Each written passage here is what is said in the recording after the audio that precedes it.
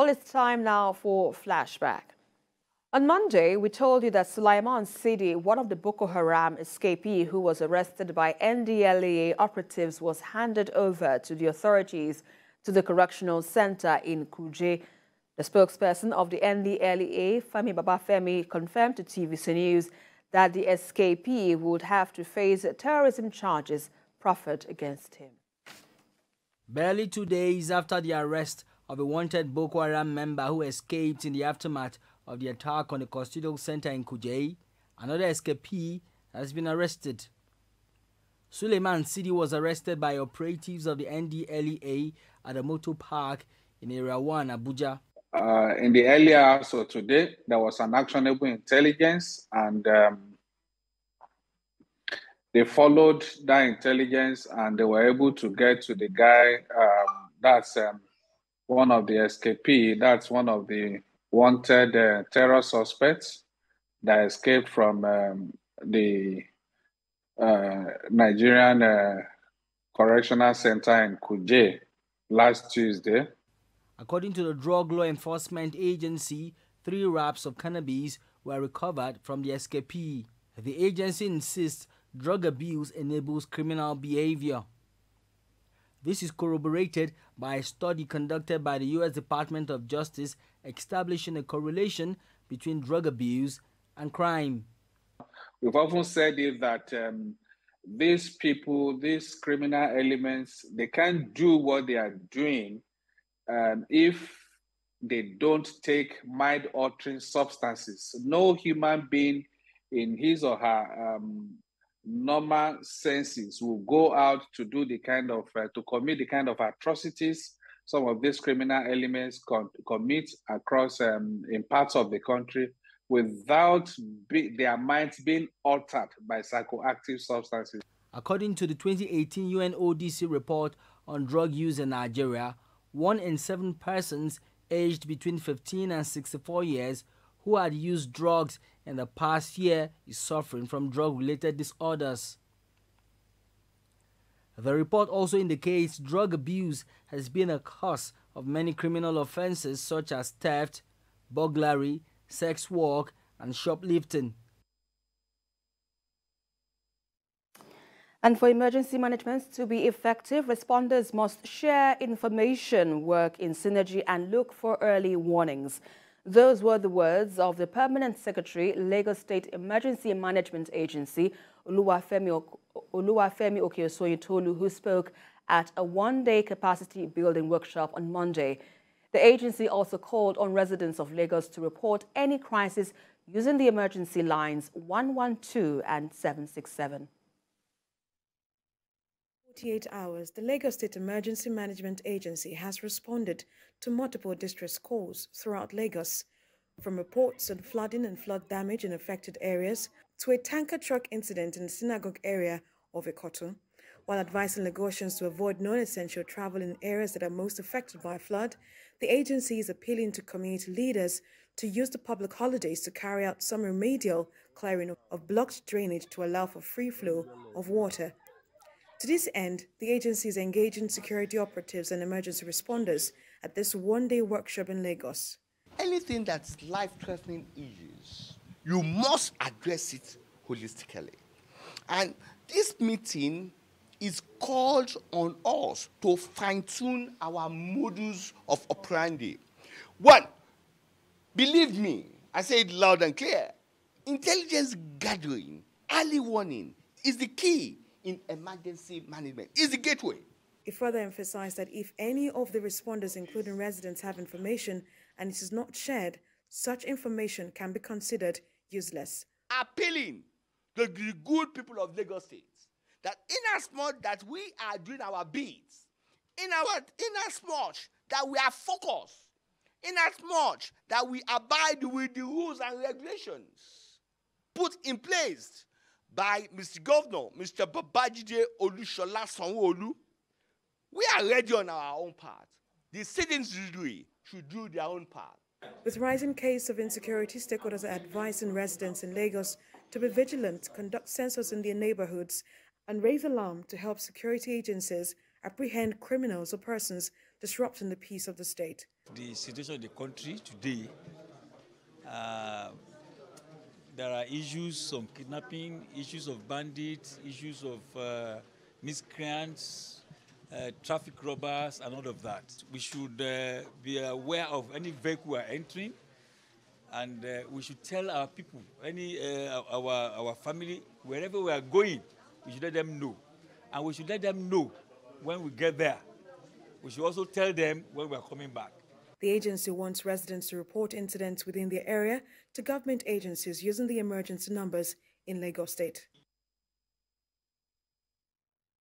And on Tuesday, following the armed attacks on custodial facilities across the country, there has been increased scrutiny of Nigeria's correction service. Regardless of its challenges, the correction service has a few successes to point at. A former inmate at a custodial center has been transforming his community and has become a model citizen. Abdullahi Abare is a man of many parts. A street hustler who landed in prison and was released in 2019. The reformation, rehabilitation, and skills learned in custody has made him a brand new man. 3 years later, Abdullahi has become an icon in his community, training, mentoring, and empowering. By going to prison, I learned something that if I come back, I will teach, I will change my life and other people's life. Staying there is something that you are going to learn something, because the people that you are going to meet in there, different kind of people, different kind of crimes. In the last 3 years, Abdullahi has invested time to take kids off the streets, get them off drugs and the life of crime. He has trained over 145 youths in handcraft, design and tailoring. All those boys that you see here, I teach them many things, going to school, handwork. I don't want them to commit any crime, to involve themselves into kalari and other things. And I know, I am sure, they are not one of them. Aliu is one of Abdullahi's early apprentices. He has witnessed firsthand how his boss has labored to get young men and women like him off the streets. He desires that his mentor be supported to do more for his community. We sew clothes here and we also give training to some youth, which I believe reduces the youth engagement in thuggery and illicit drug abuse. So we are calling on government and philanthropists to please come in and give us all the necessary support so that we can reduce the number of unemployment in the society. Well, on Tuesday, we told you that torrential rainfall left many parts of Lagos City flooded, forcing many out of their homes, while others were counting their losses. Many other parts of Nigeria also experienced heavy downpour during the week under review, and the situation may not be unconnected to the rising global temperatures, which has triggered extreme weather events in recent times. The past few days have been quite rainy across the country. But Lagos, being a coastal city, has a bigger story to tell. Many areas are already submerged in water. Some photos and videos posted on social media showed how residents battled to wade through the water, even as others counted losses incurred through the flood. Early this week, the state government, in a statement, revealed that the rains will get more intense in the next few weeks, and residents living in low-lying areas need to relocate to higher grounds. Since it started raining, this road has been constant. It's just been like this, constant. Vehicles can come, customers can come. If you have to move, you have to either swim in the water or use rain boots. Nobody wants to come around the area. Coming from the junction, it's not that slopey, but this area, now for them to climb up the bridge, there's a bridge there and there's a canal. So when you're trying to climb up the bridge, it's really slow down, in the sense that water is locked there. Sometimes the rain will reach people here. You can't use vehicle. Like on Saturday, I cannot be able to go back home. I came back on Sunday morning because of the water was too much. For many living here, They are used to the yearly floods and believe the problem only gets worse by shallow drainage channels. Severally, there's a canal just few meters away. Why not the government channel this stuff to the canal? That's why the canal is there. Why not make the gutters wider and then channel every water going? Like the water is just here. Home to more than 20 million people, scientific projections suggest that Lagos, a low-lying coastal city, may become uninhabitable by the end of this century as sea levels continue to rise. However, experts say for Lagos to stay afloat in the face of floods and rising sea levels, it must adapt to the realities of climate change. On Wednesday, we told you that the Economic Community of West African States has a new president. He is Omar Aliyu Toure. This happened at a time the outgoing president of the commission said the region experienced a deepening democratic culture in the 4 years he held the reins of the commission. In his final remarks in his capacity as president, Jean-Claude Cassibrou bemoaned terrorist attacks in the region that resulted in 14,000 deaths and put over 5 million community members in need of humanitarian assistance. At the last meeting of the Authority of Heads of State and Government of ECOWAS on the 3rd of July 2022 in Accra, Ghana, the authority approved the change of guard in the leadership of the ECOWAS Commission after the 4-year term of President Jean-Claude Cassibrou ended. Now, the new president is ready to assume office as the Commission organizes a step-up and a step-down event at the Commission. Just before handing over to the new president, former President Jean-Claude Cassibrou recounts the achievement of his 4-year tenure. On the political front, we have noted the deepening of the democratic culture in our region, with 11 countries having peacefully conducted presidential and legislative elections during the last 4 years. 5 of the 7 commissioners already appointed also took office. In recent reforms being undertaken by the regional body, commissioners were trimmed from 15 to 7. The Minister of State for Foreign Affairs urged the new management to place the interest of the region ahead of personal interest. Ensure that all your actions are geared towards enhancing the performance of ECOWAS institutions and making the organization fit for purpose. The new president, Omar Aliyu Toure, is from the Gambia and has been a diplomat almost all his working life, from being his country's ambassador to being permanent representative to the United Nations.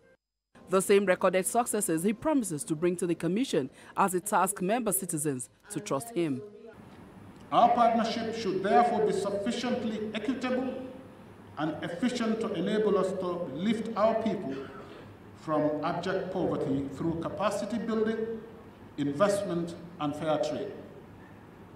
Most importantly, our partnership should allow us to achieve lasting peace and security across the region and indeed across the whole African continent. He will serve as president of the Commission from 2022 to 2026.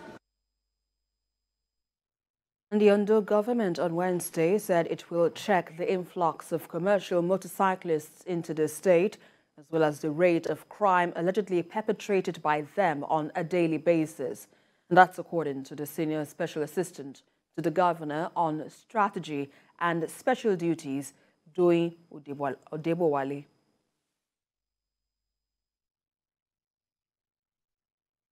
Well, let's quickly go on to the next story, which happened on Thursday, where the Director of Defense Media Operations says despite the attack on the custodial center in Kuje, troops remain undetracted. The Major General Bernard Onyuku said its personnel are on trail of the escapees and more will be apprehended.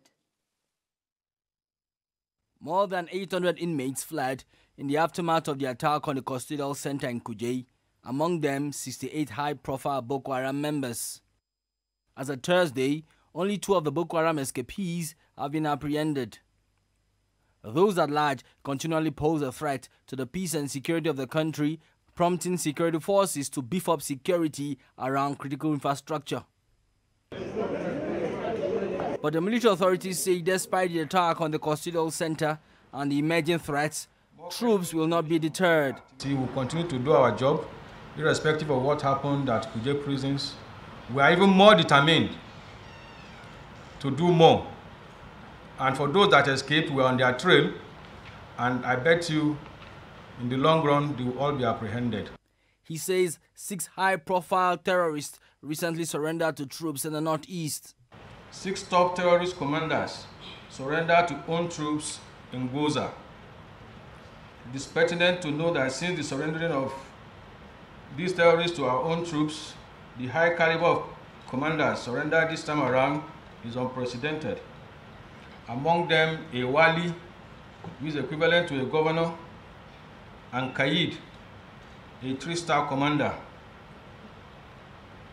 The surrender top commanders are Malam Mala Hassan, a wali, Ali Madagali Munzur, Musa Bashir, a chief Anur, Buba Dahiru, a Munzur, Jafar Hamma, a Qaid, and Abali Nakib Polisawa.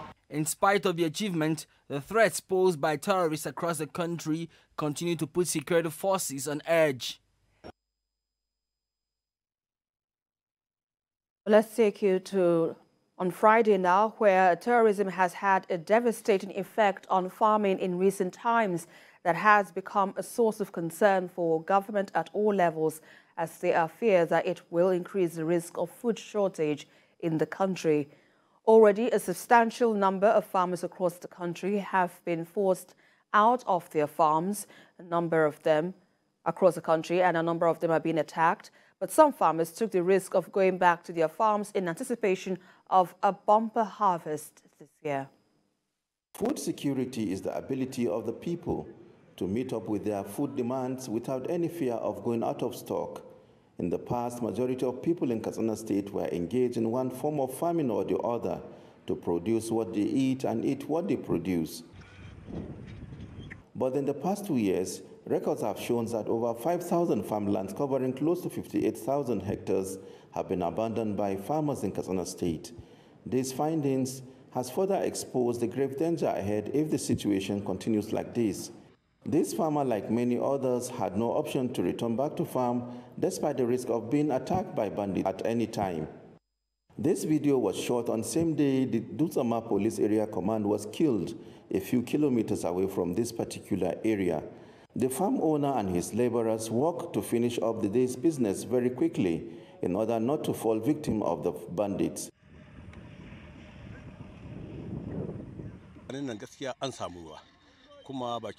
This year's farming season started with uncertainties because the rain started a bit late than we anticipated. But we are better now and almost done with planting. Fertilizer is a big problem now. It is too expensive for farmers like us that have to dispose almost 2 bags of guinea corn to get a bag of fertilizer. It is true that most farms have been abandoned by owners just across the road downwards. Most farms are very dangerous to visit. But we are lucky here. You can see for yourself. It has been established that 80% of residents in the state are full-time farmers, a reason why the level of unemployment is also on the rise. But most farmers are optimistic that harvest this year will in no small measure assist in boosting food production, as farmers have now relocated to safer areas to cultivate the land.